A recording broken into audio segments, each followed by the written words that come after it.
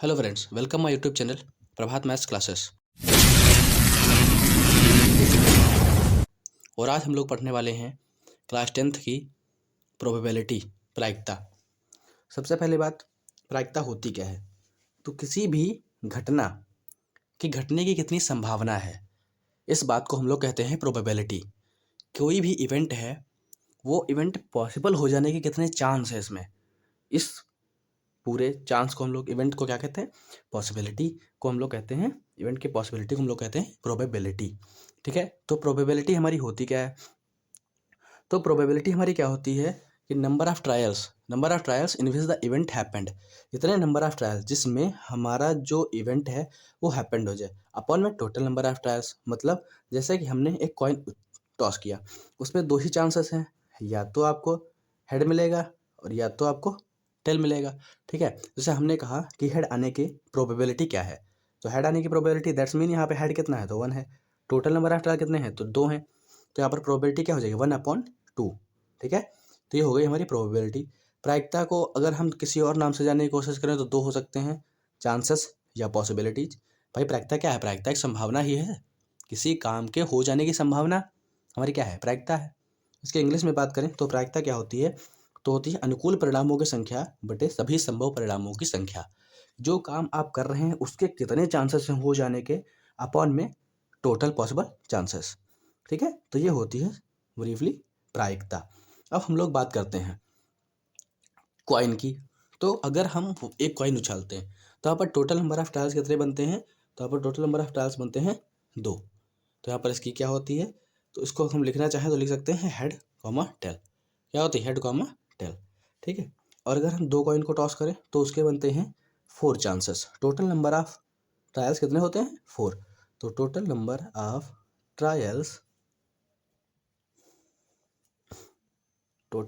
Trials वो होते हैं हमारे 4। ठीक है, और अगर हम डाइस की बात करें तो डाइस के जो टोटल नंबर ऑफ ट्रायल्स होते हैं वो होते हैं 6। क्योंकि डाइस में क्या आ सकता है? 1 भी आ सकता है, 2 भी आ सकता है, 3 भी आ सकता है, 4 भी, 5 भी और 6 भी। तो टोटल नंबर ऑफ ट्रायल्स कितने हो सकते हैं? 6 हो सकते हैं। ठीक है, तो ये हो गया total number of trials. Dice चाहे डाइस की बात करें चाहे कॉइन की। अब हम लोग क्या बात करते हैं? अब हम लोग बात करते हैं कार्ड्स की। किसकी बात करेंगे? कार्ड्स। तो देखिए यहाँ पर टोटल जो होते हैं वो होते हैं 52 कार्ड्स। कितने होते हैं? 52 कार्ड्स। यहाँ पे टोटल 52 पत्ते होते हैं। ठीक है, तो यहाँ पर जो 52 कार्ड्स जो होते हैं, उसके बाद ये ग्रुप होता है, 52 कार्ड्स ग्रुप होता है। कितने ग्रुप होते हैं? तो इसमें टोटल 4 ग्रुप होते हैं। ठीक है, तो यहाँ पर हम लोग लिखेंगे इसके कितने ग्रुप होते हैं, तो there are 4 groups of 52 cards. तो कौन कौन से होते हैं तो उसकी हम लोग बात करेंगे। तो यहाँ पर होता है, पहला ग्रुप हमारा होता है तो वो होता है स्पैट्स का। इसका होता है, तो वो होता है हमारा स्पैट्स। इसको हिंदी में हम लोग हुकुम भी कहते हैं। क्या कहते हैं? हुकुम। तो ये कितने होते हैं? तो ये होते हैं हमारे 13। जो 4 ग्रुप्स होते हैं उसमें हर एक ग्रुप में 13 कार्ड्स होते हैं। सेकेंड हमारा ग्रुप जो है, सेकेंड ग्रुप हमारा होता है हार्ट्स। हार्ट्स मतलब क्या होता है? तो ये होता है पान। ठीक है, ये भी कितने होते हैं? 13 होते हैं। थर्ड जो हमारा होता है वो होता है डायमंड। इसको क्या कहते हैं? तो इसको कहते हैं हम लोग हैं ईंट। तो इसके भी कितने होते हैं? 13 होते हैं। फोर्थ क्या होता है? तो फोर्थ हमारा होता है क्लब, जिसको हम लोग कहते हैं चिड़ी। चिड़ी के भी कितने होते हैं? तो इसके भी 13 होते हैं। तो ये हो गए 4 ग्रुप्स की बात। ठीक है, अब हम लोग बात करते हैं, ये 4 ग्रुप्स हमारे हो गए। कंटिन्यू। अब इसमें क्या होता है कि इसमें दो जो होते हैं वो ब्लैक होते हैं और दो जो होते हैं वो रेड होते हैं। तो कौन से ब्लैक होते हैं, कौन से रेड होते हैं, इस बारे में हम लोग बात करते हैं। यहाँ पर दो ब्लैक और दो रेड होते हैं। कौन कौन से? तो हम लोग बात करें अगर हम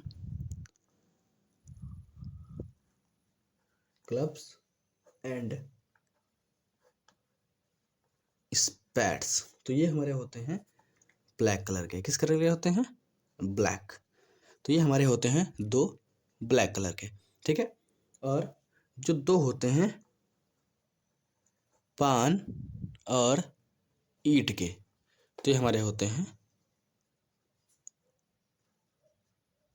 रेड कलर के। तो हमारे कैसे होते हैं? तो ये हमारे होते हैं रेड कलर के। तो दो ब्लैक हो गए, दो रेड हो गए। 4 ग्रुप्स की बात कर ली, दो रेड और दो ब्लैक होते हैं उसकी बात कर ली। अब हम लोग कुछ और कार्ड्स के बारे में जानते हैं। जैसे इसमें जो होते हैं, तो इसमें होते हैं और भी कार्ड्स होते हैं जो 4 नंबर ऑफ फोर्स होते हैं। जैसे इक्का की अगर हम बात करें, जिसको इंग्लिश में हम लोग एस कहते हैं, ठीक है। और किंग, बादशाह, ये बादशाह होता है। और क्वीन, जिसको हम लोग बेगम कहते हैं। और लास्ट में हमारा होता है जैक, इसको हम लोग गुलाम कहते हैं। तो ये जो हमारे होते हैं ये 4 नंबर में होते हैं। ये हमारे सभी कितने नंबर में होते हैं? 4।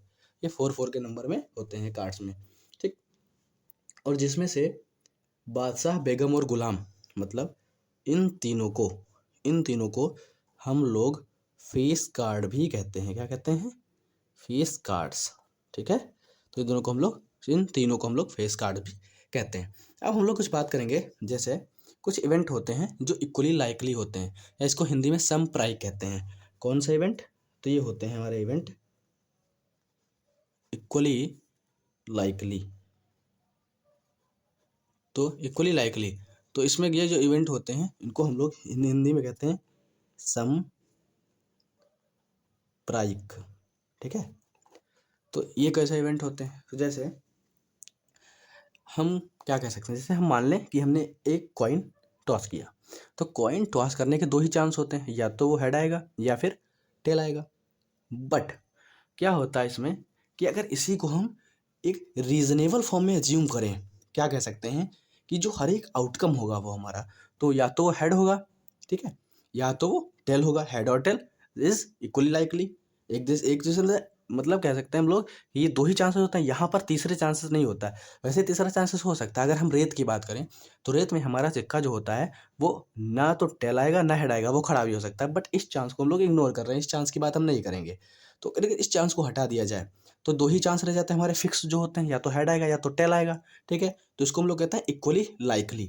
इसका मतलब क्या होता है कि अगर इसको हम रेफर करें, मतलब इसको इस तरीके से कहें, जो हमारे आउटकम्स हैं हमारे हेड या फिर टेल ही आएंगे, क्योंकि इसके अलावा यहाँ पर और कोई चांस नहीं बचता है। तो ये हमारे इवेंट कहलाते हैं इक्वली लाइकली इवेंट, ठीक है। तो हम लोग बात करेंगे इक्वली लाइकली, तो इसमें क्या लिखेंगे? तो हम लिख सकते हैं कि we toss a coin so we get chance head और टेल, दो ही चांस हम लोग मिलेंगे। इफ वी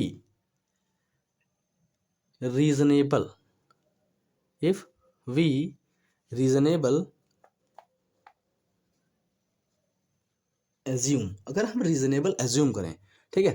रीजनेबल हम क्या एज्यूम करते हैं कि जो हमारे हर एक जो आउटकम है, देयर इज आउटकम, तो वो क्या होगा? तो वह तो हेड होगा या फिर आपका टेल होगा। तो ये कैसे होंगे? तो ये होंगे इज एज लाइकली। तो ये हमारे होंगे एक लाइकली। कैसे होंगे? लाइकली होंगे, ठीक है। To occur as the other, we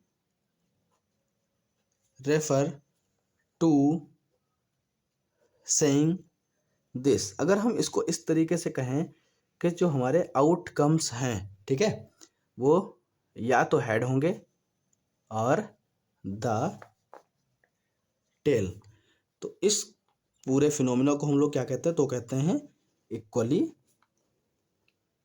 likely, या इसको हिंदी में कहते हैं सम प्राइक, कि जहां पर सिर्फ दो ही चांसेस रहते हैं, तीसरा कोई चांस नहीं रहता है, ठीक है। तो ये हम लोगों ने बात की इक्वली लाइकली की।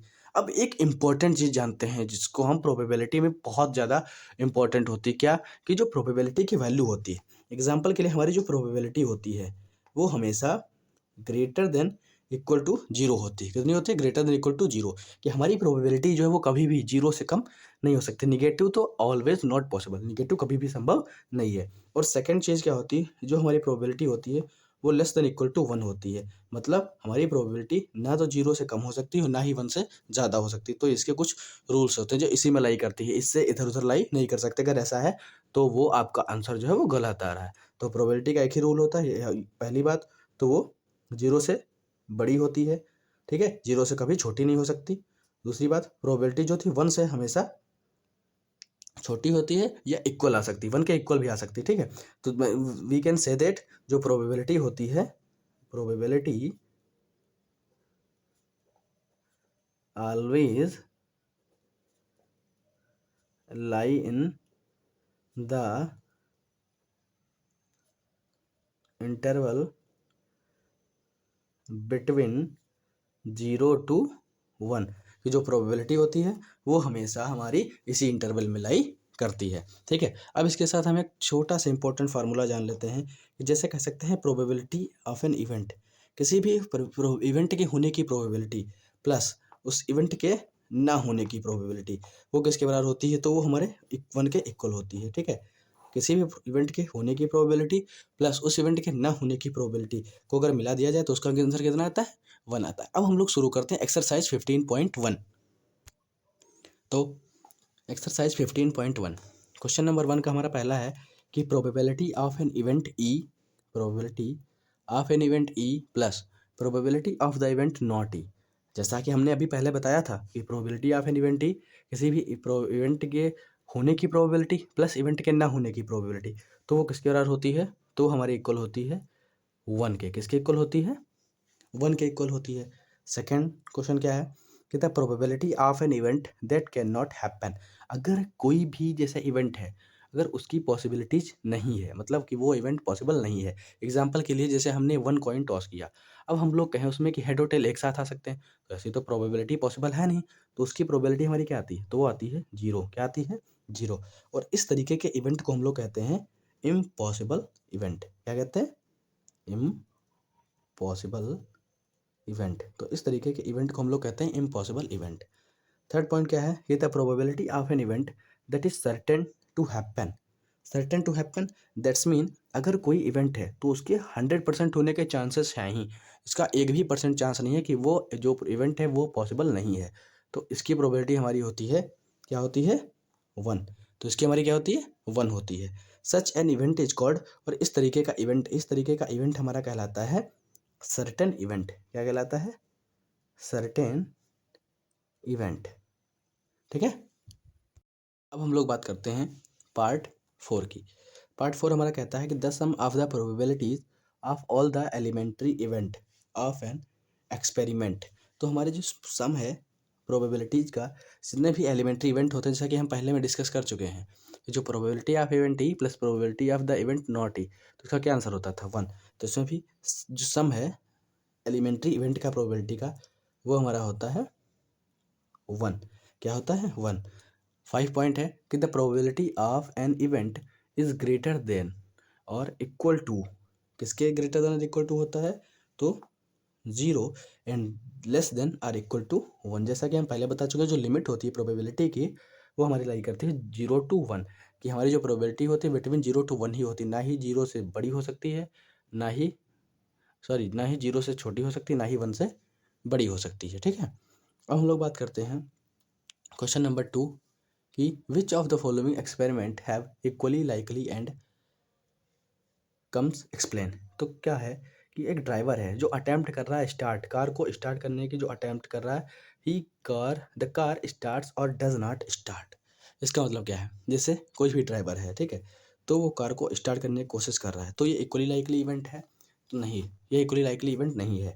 क्यों? क्योंकि उसके कई चांसेस हैं, जैसे वो कई सारी सर्टेन डिपेंड्स कंडीशंस पे डिपेंड करता है। ये हो सकता है कार स्टार्ट हो सकता है कार स्टार्ट ना हो, ठीक है, या उसके और भी चांसेस हो सकते हैं, हो सकता है कार में कोई खराबी आ गई हो। तो इसलिए ये कौन सा चांस है? तो this is not equally likely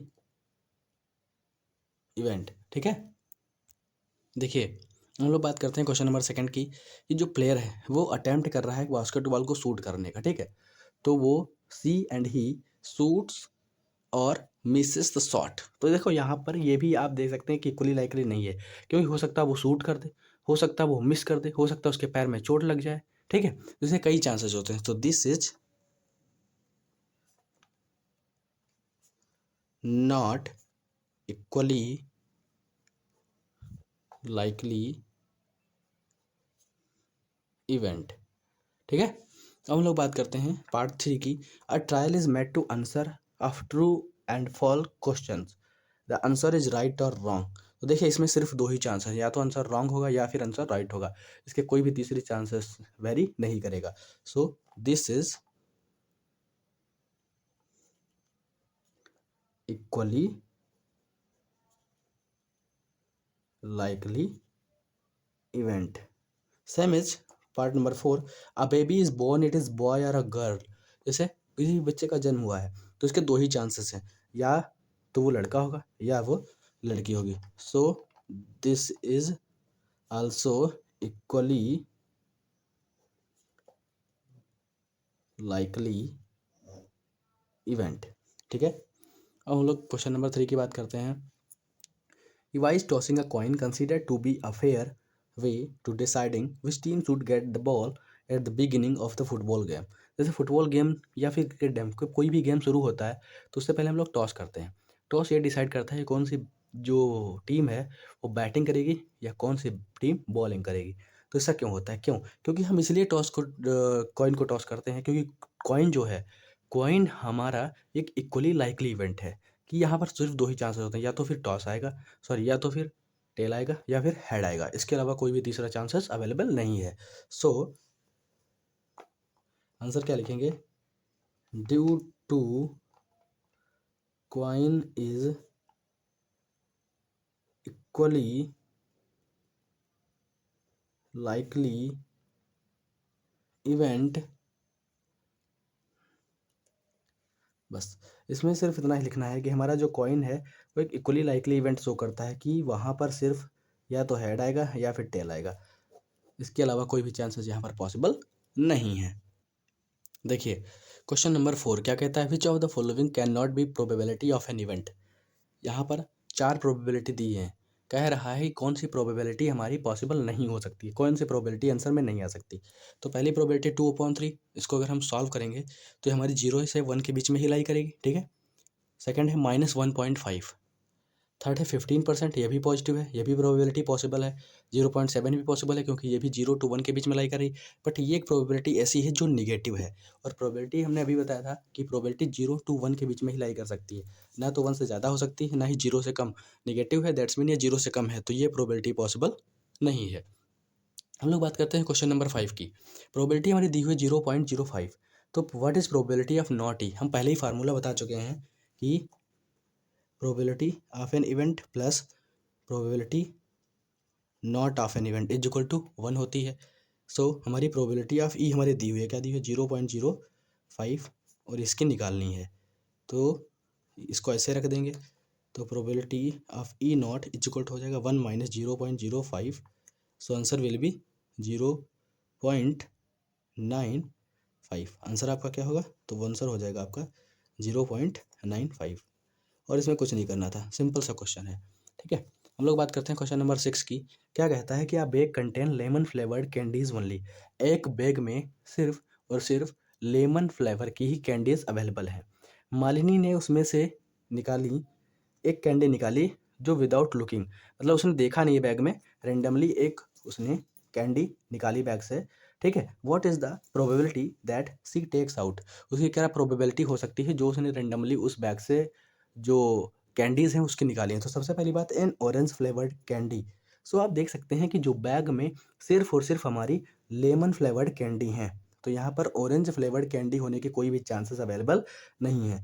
तो इसकी प्रोबेबिलिटी हमारी क्या हो जाएगी? तो हो जाएगी 0। मैंने अभी बताया था जब कभी भी कोई भी चांसेस नहीं हो, जैसे वहाँ पर पॉसिबिलिटीज़ इम्पॉसिबल हों, वहाँ पर कोई भी पॉसिबिलिटी नहीं है, तो उसकी प्रोबेबिलिटी क्या होती है? 0 होती है। तो पहले का आंसर क्या आ जाएगा हमारा? 0 आ जाएगा। सेकंड की बात करें तो लेमन फ्लेवर्ड कैंडी, तो यहाँ पर कौन से फ्लेवर की कैंडी थी? तो यहाँ पर लेमन फ्लेवर की कैंडी थी। तो 100% चांस है कि जो भी कैंडी वापस निकलेगी बैग से, तो किस फ्लेवर की होगी? तो लेमन फ्लेवर की होगी। So there will be a probability equal to 1 due to here 100% chance that the lemon flavored candy is taking out without looking into the bag. So यहाँ पर 100% चांस है कि जो भी आपकी वो कैंडी निकलेगी वो हमेशा लेमन फ्लेवर की होगी, ठीक है, और वो ऑरेंज फ्लेवर की पॉसिबल नहीं हो सकती, इसीलिए इसकी प्रोबेबिलिटी 0 होगी और इसकी प्रोबेबिलिटी क्या होगी हमारी? 1 होगी। और अगर आपको वीडियो पसंद आती है तो आप लाइक करें और सब्सक्राइब करें और शेयर करना ना भूलें, और जिससे सब्सक्राइब कर लें, हमारी आने वाली वीडियोज़ की नोटिफिकेशन आपको मिलती रहेगी। और आप हमेशा लाइक करें तो इसके आगे भी हमारा नेक्स्ट वीडियो आएगा। थैंक्स।